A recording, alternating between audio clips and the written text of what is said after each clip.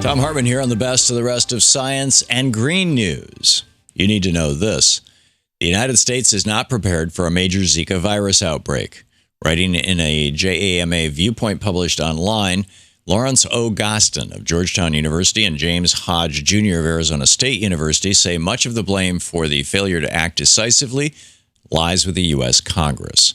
Earlier this year, President Obama asked for $1.86 billion for surveillance, mosquito control, research, and health services, but Congress has not approved that funding.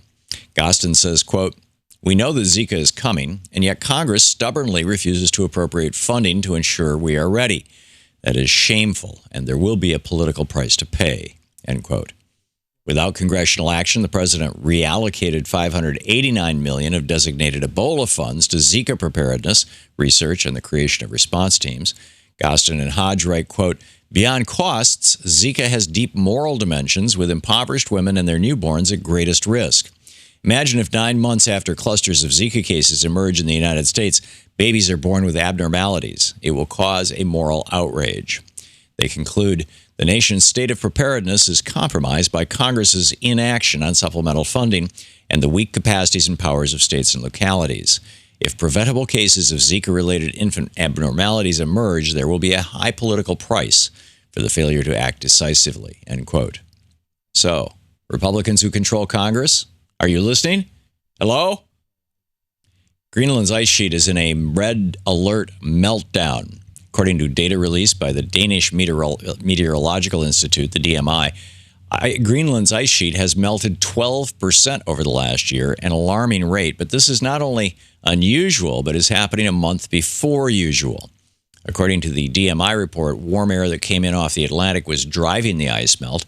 DMI scientist Martin Stendel said, quote, "It is a very unusual situation, especially so early in the year, with very cold air and a deep low-pressure system to the west and east of Greenland, and very warm air forming a cap over the island. This helped force a frontal system with very warm air up the west coast, bringing rain over the ice sheet," end quote. Even a small $10 per ton U.S. carbon tax would help cut greenhouse gas emissions by around 28% of 2005 levels in our country. We need representatives and leaders who will promote a national carbon tax now. Yep, there is a consensus on consensus over human-caused climate change.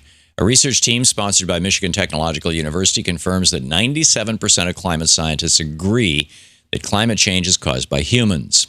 That group includes Sarah Green, a chemistry professor at Michigan Technology University, who said, quote, "What's important is that this is not just one study. It's the consensus of multiple studies.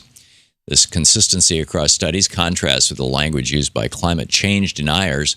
Their perspective stems from, as the authors write, quote, conflating the opinions of non-experts with experts and assuming that lack of affirmation equals dissent," end quote. According to this report, the key factor comes down to expertise. The more expertise in climate science the scientists have, the more they agree on human-caused climate change. Be careful. Using some heartburn drugs could increase your risk of serious, and I mean serious, kidney problems. The drugs are called proton pump inhibitors, or PPIs, and you may have one or two of them in your medicine cabinet. They are both prescription and over-the-counter drugs. According to a new study in the upcoming issue of the Journal of the American Society of Nephrology, long-term use of some medications commonly used to treat heartburn, acid reflux, and ulcers damage your kidneys. The investigators surveyed over 173,000 new users of PPIs and over 20,000 new users of histamine H2 receptor blockers, an alternative class of drugs also used to suppress stomach acid. Over 5 years of follow-up, those taking PPIs were more likely to have kidney problems than those taking the H2 receptor blockers. PPI users had a 28% increased risk of developing chronic kidney disease and a 96% increased risk of developing kidney failure.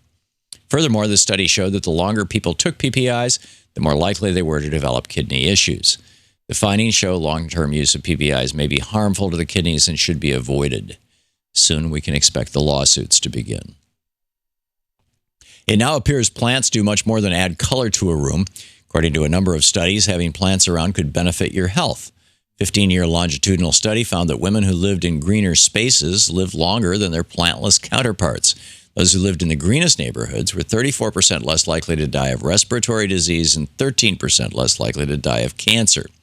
Researchers believe that beyond the air filtration plants provide, their very existence offers people a reason to get out and exercise and socialize, two habits that contribute to healthy living. Other research has discovered that the greener your neighborhood, the more attractive your home is. A study conducted in Philadelphia made it clear increasing urban vegetation will boost a home's property value by 2%. Also important, some studies have looked at the impact of greenery on crime. It appears adding vegetation to vacant lots was associated with reductions in certain crime as well as gun violence. So, go green. It works. And that's the way it is for the week of April 18th, 2016. I'm Thom Hartmann on Science and Green News.